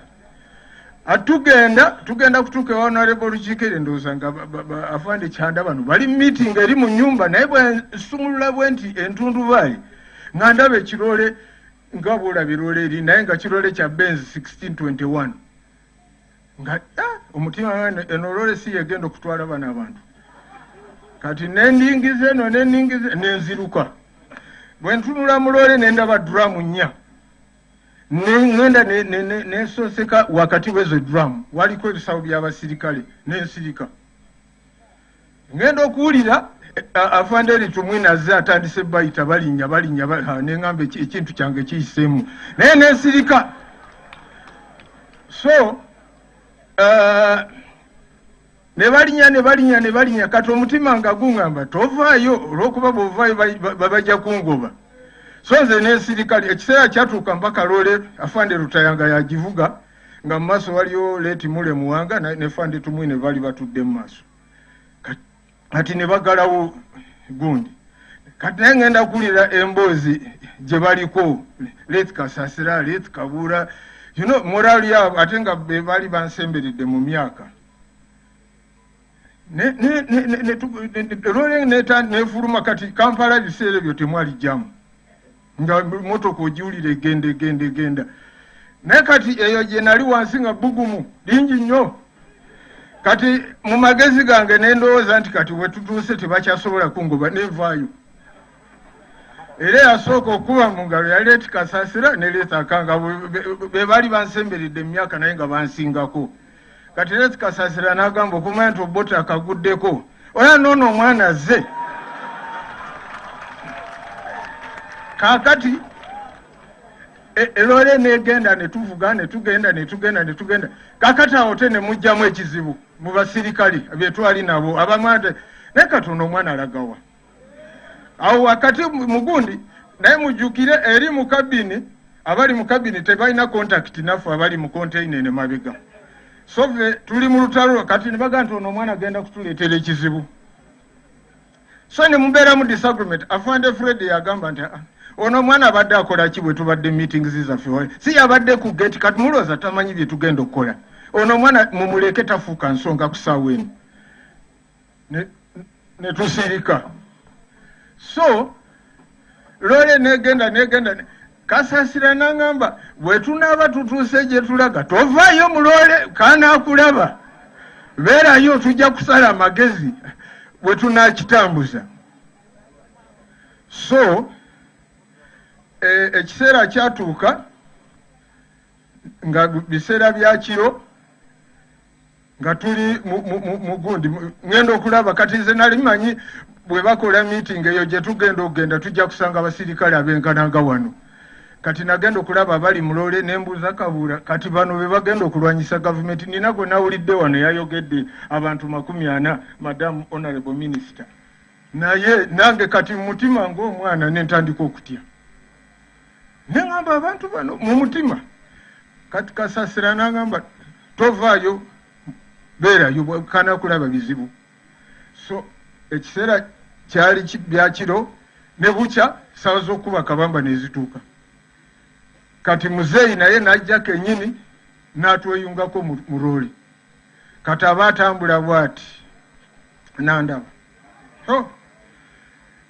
nantunulira nanyenya omutwe nagamba lakini nanaleta huyo ate kola bamuzeeyi ng'ayogedde Oluswayiri omanta akoze eki anyize kakati bali bena bagambye nti olaba ono omwana Red Fred n'agamba omanyi afande muzeeyi naffe ono omwana twamusanze busanze emotoka emaze okusimbula naye ate Red Fred ng'agezako okugamba afande president nti omwana muveeko tusemberera ku tagadi ya Kabamba ekyagenda okuddirira essasi lya General Tumwine kati ngenda okulaba batandise kudduka bafuluma aluko abo bali meeting bamanyi buli omu kyalina okukola naye angazi sina kyemmanyi so nze nasigala mu container mpulira ebintu bibwatuka kati omutima noga bagenda kujja bakusange mu loole muno naye ngezako okufuluma ningize kakati olw'okukyankalana n'abaana abange bafande Julius nga sibategeera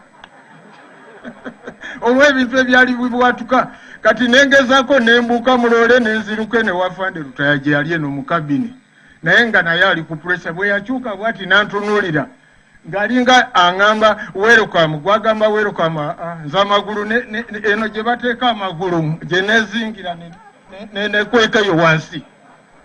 Kati ngenda okulaba Vande Rutayolole agiyimiriza mulundi gumu. Neŋŋamba abasajja bajja kujja bansanga emmotoka eno. Nenvaayo nenoonya omufulege.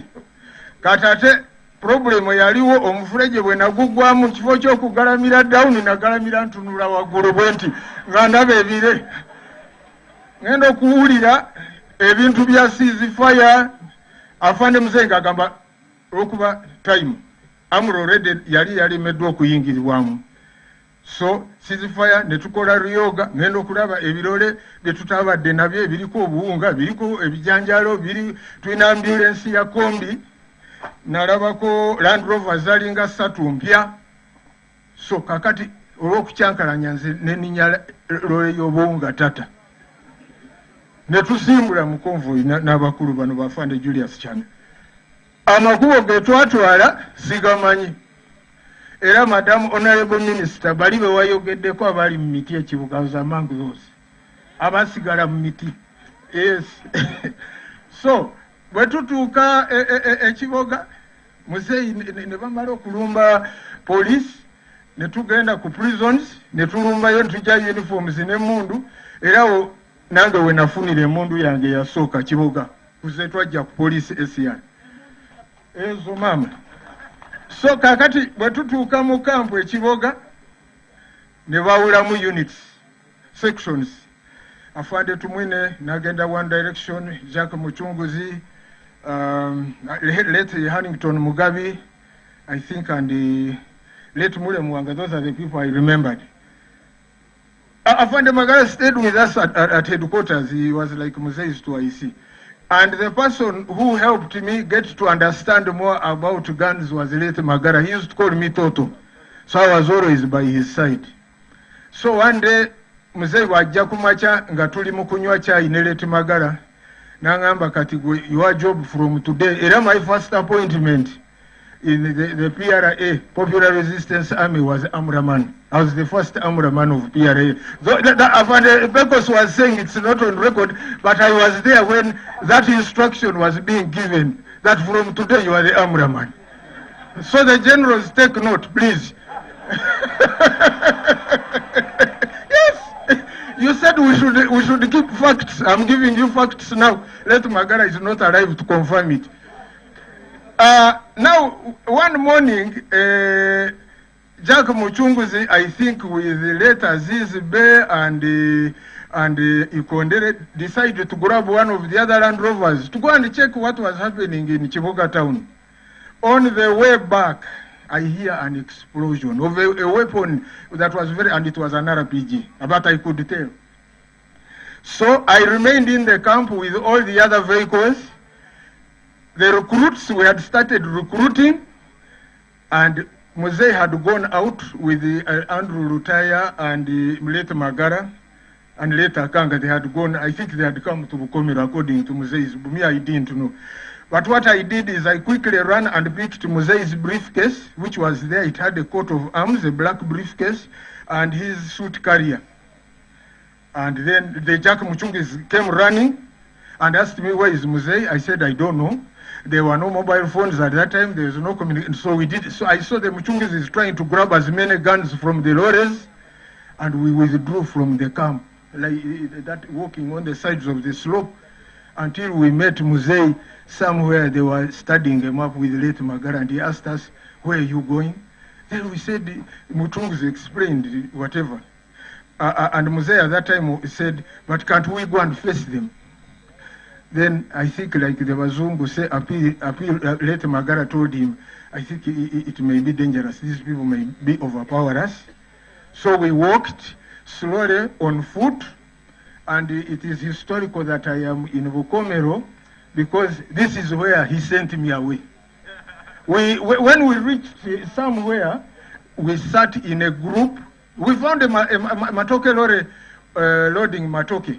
So it had just started loading the matoke from the beginning. So they stopped the man. Afande Muzeyi sat in front with the late Magara. The rest of us boarded behind. So when we reached here, is when he said, I am now officially declaring war on the Republic of Uganda. Before I declare war on the Republic of Uganda, I have one problem. That boy, stand up. Me. Okay? So he said, didn't I tell you? Do you remember when we were leaving, when I warned you about it? Now do you see what we are going? You are not going to manage this war. So he opened the other black briefcase of his, removed 3,000 shillings. At that time it was 100 denomination notes. It was a bundle of 10,000. He told me, go back to Kampala and go back to school. And they gave me a guide. And I came to Kampala with that guide up to a place called Kasubi. But unfortunately, when I had just entered Kampala, I found late Dr. Andrew Kaira had attempted to attack Luzira prison, so Kampala became worse. So I went to my uncle's place called Eri Wakakoko, former Commissioner General of Revenue Authority, who at that time was staying on Buganda Road flats near the magistrate's court. He immediately went and picked late Kategaya to tell him, come and see what is at my house. There is latest information. This man, at that time when he went to bring Kategaya, he told me, lie under my bed in his main bedroom. So you how dangerous this thing was. So Kategaya came. I told them what was happening. They asked me, is Muse alive? I said, yes, but I can't know what is happening now. So Wakakoko says, go to Uganda Road and get a school living certificate. Go to Ntungamo until we see, because Kampala now has become after Kaira's attack on Lubiri. I mean on Luzira. So I went, but you can imagine between Kampala and Mbarara and 17 army roadblocks. And I was coming from the bush. So what I had is I put on a short with a school shirt with a badge, and I had a bag of books. They didn't know me. All those 17 roadblocks I sailed through.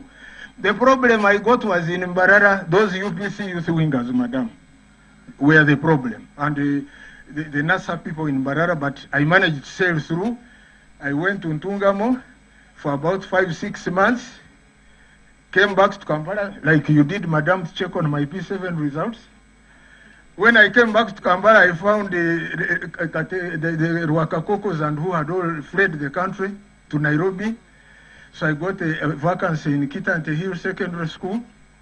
But my problem, whenever I would put on radio Deutsche Welle, radio RSS, South Africa, BBC, I would hear what the comrades were doing here, and my mind became unsettled. So I decided to go back to the bush, although this time I joined the late Dr. Andrew Kaira. Yes, I am giving you facts now. Some of you don't know these things. I joined UFM.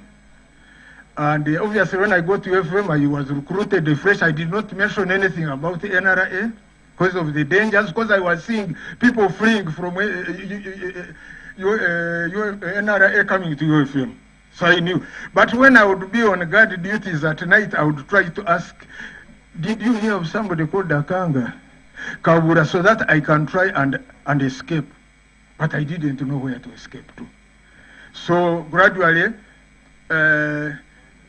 I participated in some of those UFM operations of hunting down UPC chairman in Mpiji and Gayaza. There is a place called Nakasaja. All those areas.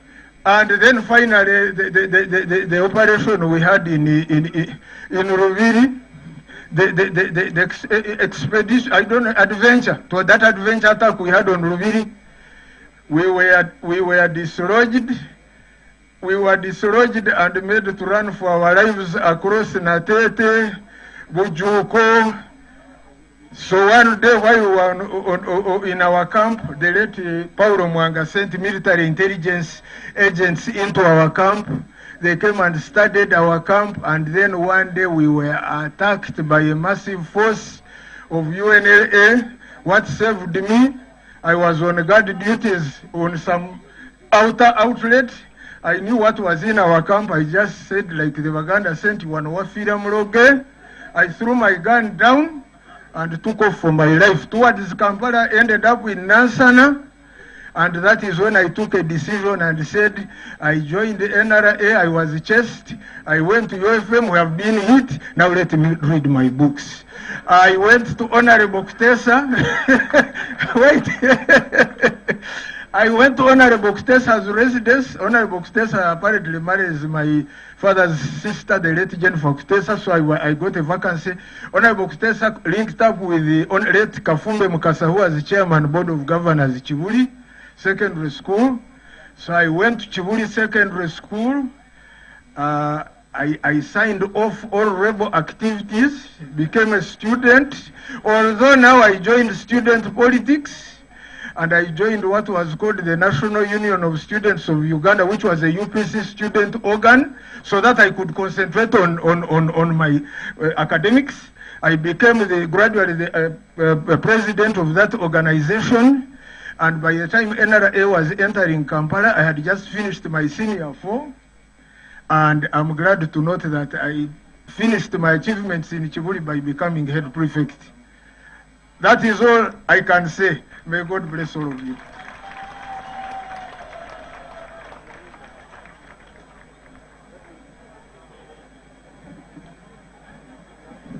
Our guest has arrived. Our guest has arrived.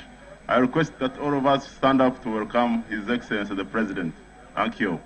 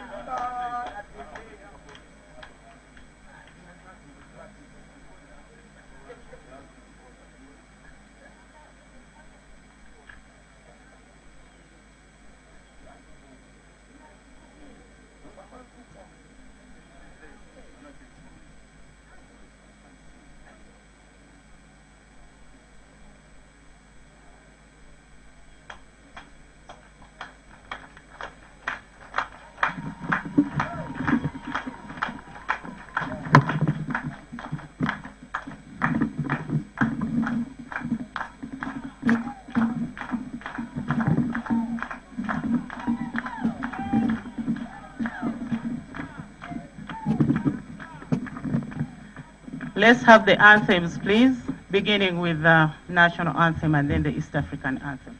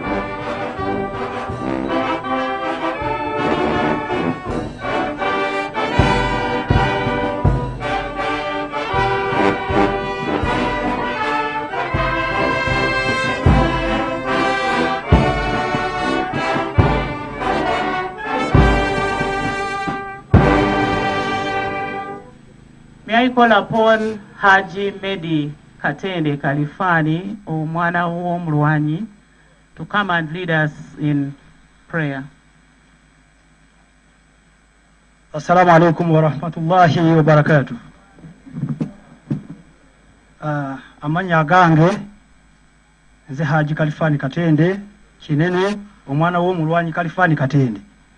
Tugenda kusaba esaala eno nenge ejja kubamu okwebaza n'okusaba Allah atusobozese okutambula obulungi okutuuka gye tulaga.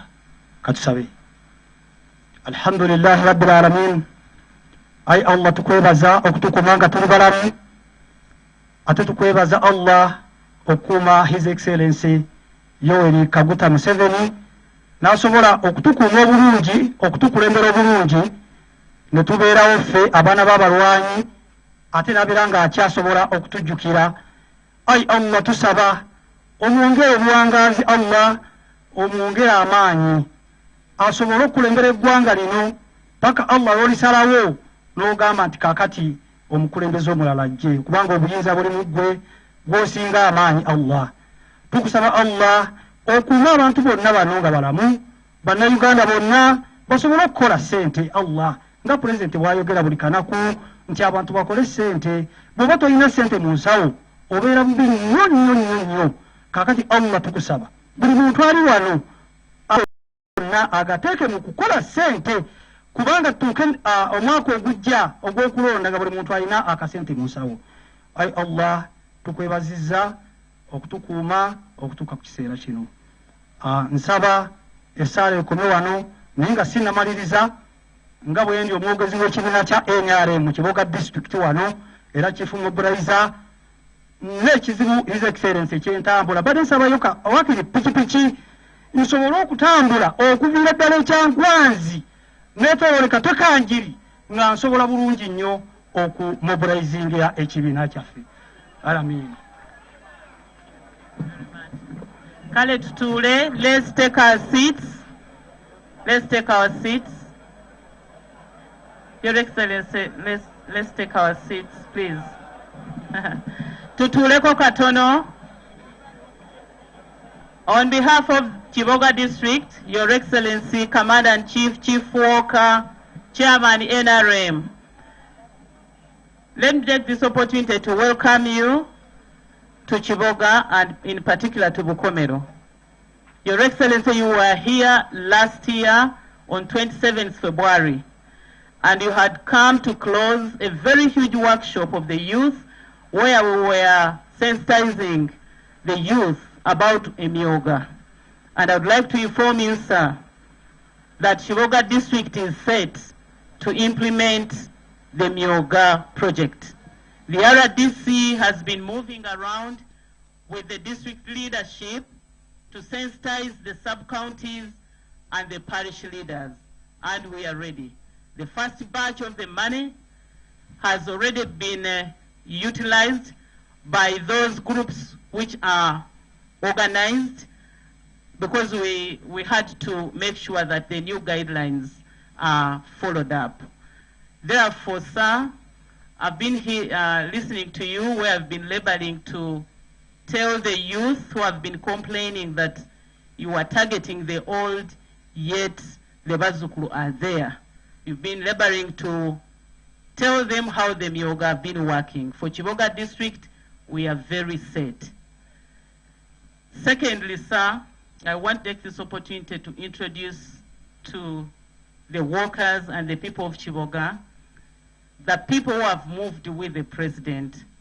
We have ministers from General Eli Tumwine, who is your Minister for Security, Honorable Mrudi Mukasa, Minister for Public Service. We have the Deputy Secretary General, Honorable Todong Richard. We have the Minister for ICT, your daughter, Nabakova Judith. We have Honorable Galabuzi, your son, who is the Minister for Luwero Triangle. We have the new Minister of State for ICT, Pira Ogwang. We have Honorable Chiwanda, our neighbor here, Minister for Tourism, Minister of State for Tourism. And we have our friend, Honorable Elioda Nantaba, who is the Umani MP for Kayunga District. I have my colleague, Member of Parliament for Chiboga East. We are only 2 members of Parliament. Dr. Kefa Chiwanuka from Bukomero, Yakulira Kuchidima. RDC for Chiboga, Honorable Lema Huya, please stand up. Mr. Igai Israeli, your son, LC5 chairman. I saw Mr. Luzige, who is the LC5 chairman, Mitiana. The rest are technical staff who are supporting the president during this trip. Haji Sedunga, mulwanyi munnamwe, chairman w'abalwanyi, ate nga azaalibwa Bambogo, naye tutambudde naye. Your Excellency, I don't want to talk much, but just to say that we are grateful and we pray that we shall finish this work. My request today, sir, is for you to allow the Bazukuru to frank you as we are beginning this next leg from Bukomero.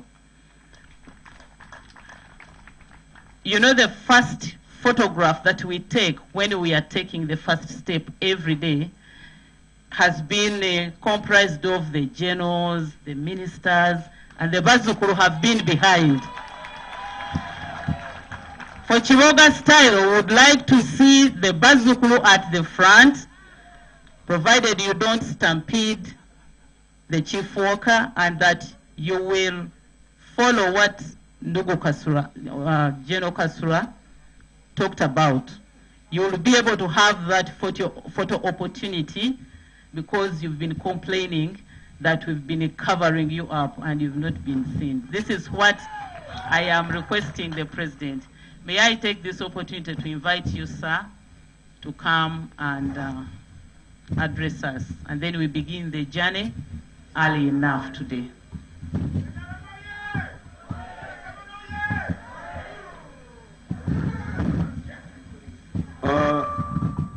Congratulations, the workers.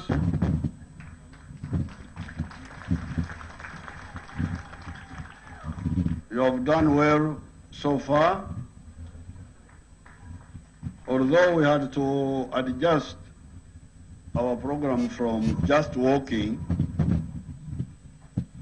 to walking and mobilizing because we couldn't pass the people and say that we are just walking because that would not be serious. The other time when we were going for fighting, we had only one job, which was to arrive and attack. But here now, we are remembering, but also bonding with the people, with our members. So that's why the work has turned into a mobilization tour. Because wherever we go, we stop, we talk, and we are, for me, I'm gaining a lot of information because I can see why there are some issues because our people don't know how to, have not yet mastered the way how to work with the population. That's why you find people have different ideas, but it is very simple. When we go back, I will distill directives for all our members. I no longer, I don't want anybody who says he's NRM but doesn't link with the people. We must agree on how to do it, because it is simple. But for now, for you, this area of Komero, as I told you, you remember the war is the whole conflict, then you have the campaigns, then you have the operations, then you have the battles. Now here in Komero, we had a number of course we had many battles, then even the campaigns. One of the campaigns was within the other effort was to close Hoima Road, to make it not usable. And the method we used was to plant landmines until the enemy feared to use this Hoima Road, and it became closed. One of the first ambushes was led by El Tumuine on the 18th of February at a place called Chekumbia, that is towards Chiboga, where we blasted, they blasted a Tanzanian lorry and the people who were there. And then other anti-vehicle operations. Then there was also the attack on Bukomero here, where Tumuine lost his eye. It was here in Bukomero. At that time I was outside. I don't remember the exact date. Oh, it was the 1st of November. They had come to attack Bukomero, but he was injured and lost his eye. And at that time we didn't have doctors who were staying with us. So they had to carry him up to Kampala into one of the friendly hospitals. We had some doctors who were with us at Mulago. Dr. Makumbi, Dr. Ndawura Rukanga, Professor Stanley Tumuine, Dr. Yuambia, they were there, so they were able to, we could take patients and they be operated and then they come back. So that battle was here. And then where I didn't sleep near you today, I slept at Kagogo, at the home of the late Setuva, who was killed by the Tanzanians. We had stayed at Setuva's place when we were coming from, when we attacked Kabamba. We first went to Kiboga. Bukomere here is 52 miles from Kampala. Kiboga is 70. I'm a miles man, you remember? So you can put it in your kilometers. When I use kilometers, I cannot get the distance.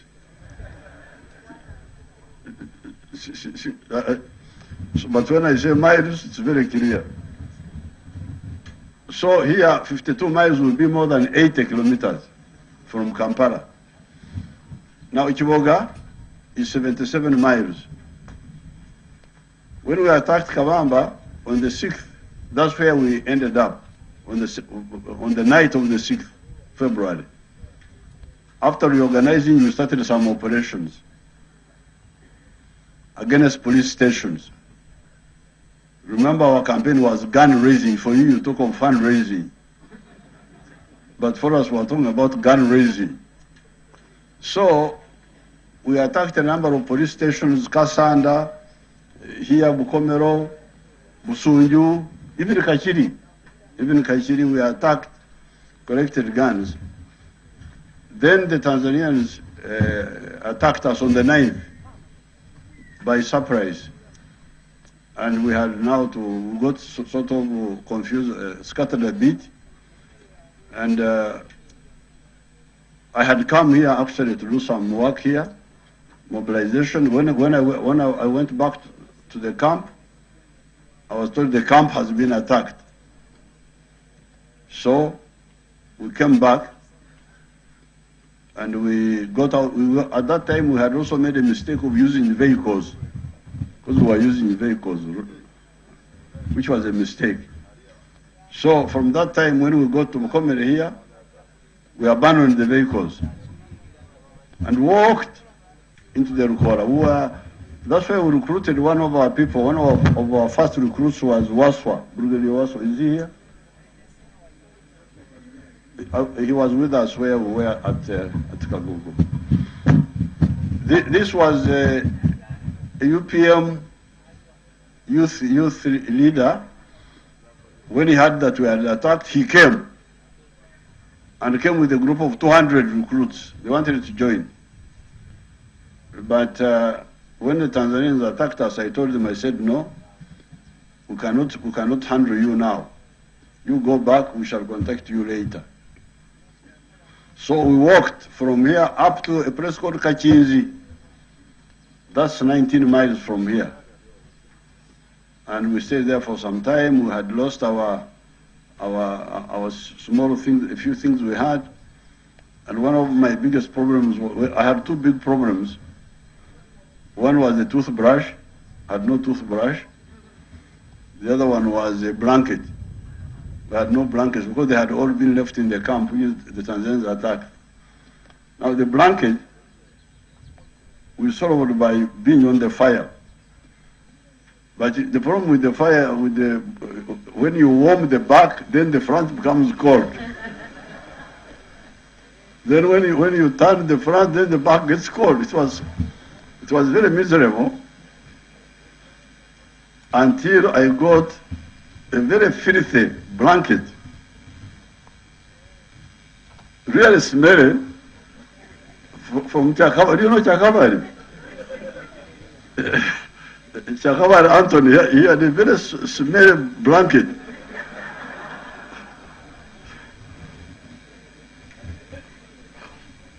He suddenly it to me, and it was the sweetest,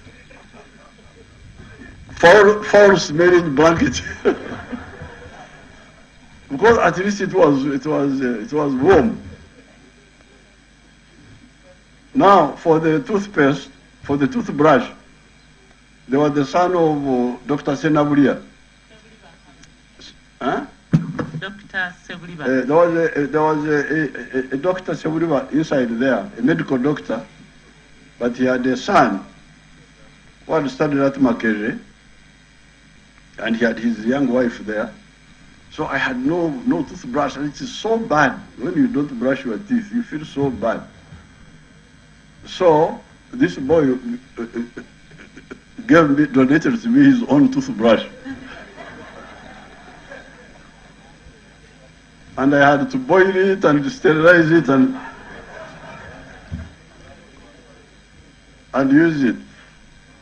So, but later on, it's a long story. Later on, when we were trying to open, I have described some of those in the mustard seed.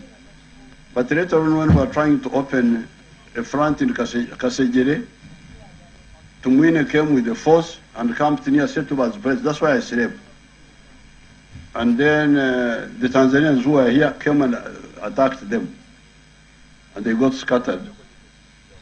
And that's when Setuba was killed.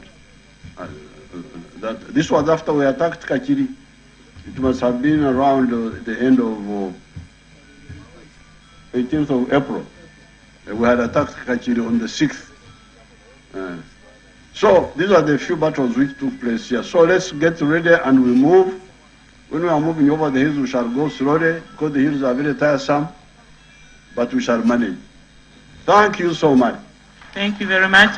Now, as I requested, I think the best way to have a photograph with the Bazukuru is let the people form up.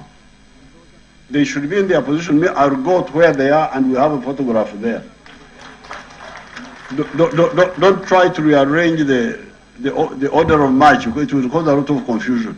Okay, sir. Let the order of march be maintained. I will go where they are before we take General off. Kasura, please, you may come and make a few guidelines.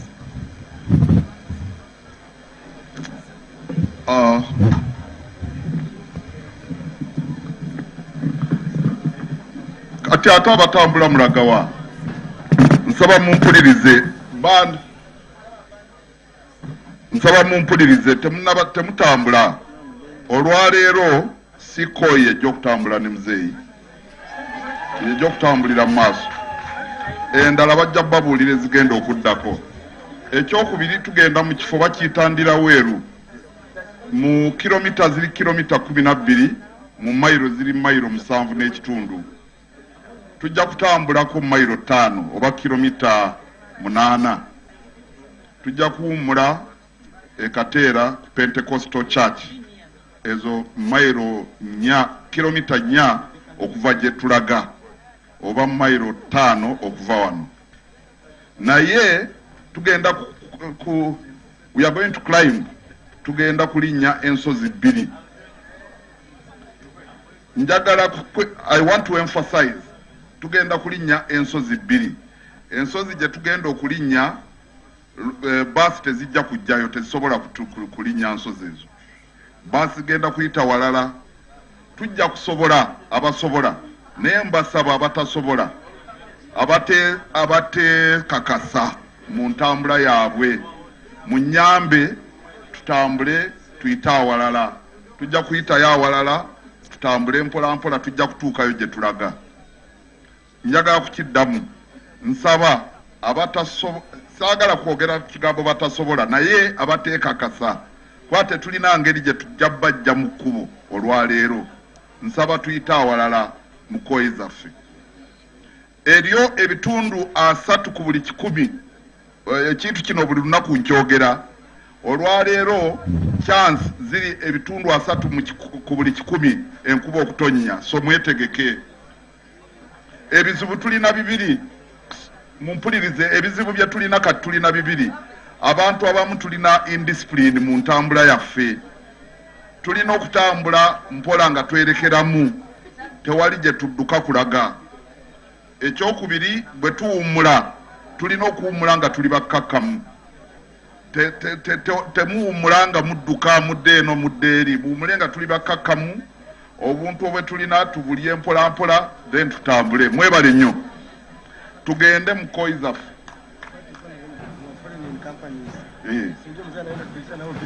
Ndio. Tugende mu kkoyi zaffe, tugende mu just as you've heard from General Kasura. We're going to climb 2 hills today, which I think is going to be a little hectic than all the other past days that we've seen people walking around here. And of course, the preparations have been given to everybody. For those who are not really willing to climb the 2 hills should actually now find other ways, because where we're going to go through, trucks cannot really access the buses or the cars or the ambulances. So it's really going to be very tough. What is happening is that the medical staff are actually working with the first aid kits to ensure that these who are actually working can be helped in a way. But we'll give you updates as we get along and as we get moving, as we can see now. But the journey for this day starts again.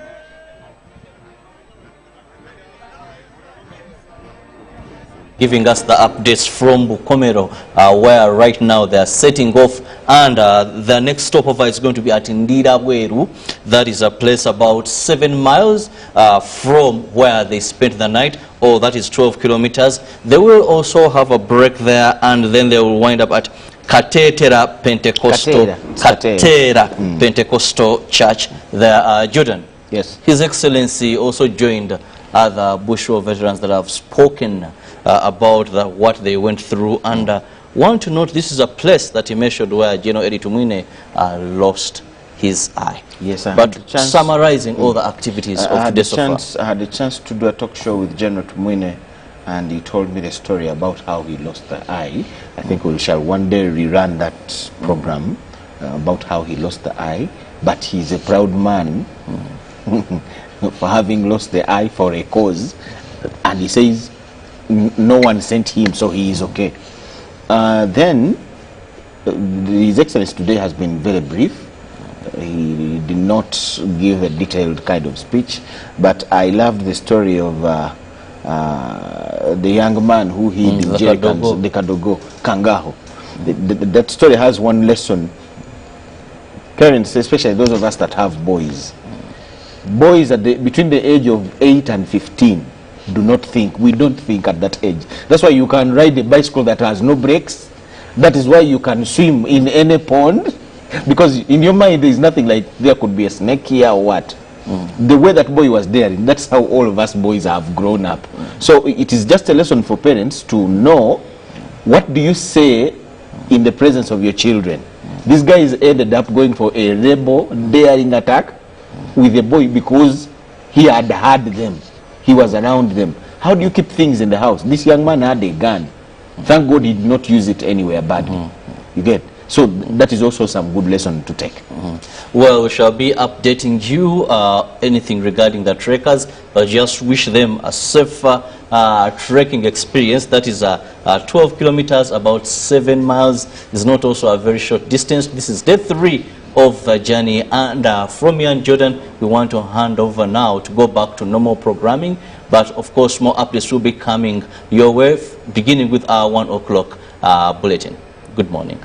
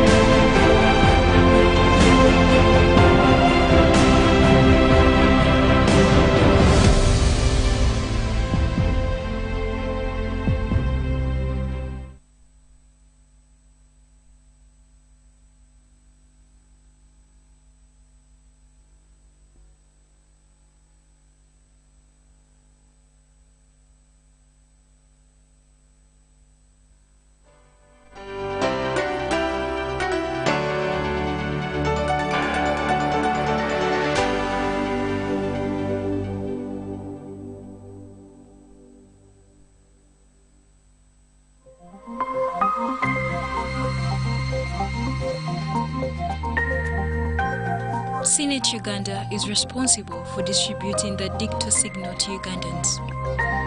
We are currently activating all upcountry sites to boost our coverage.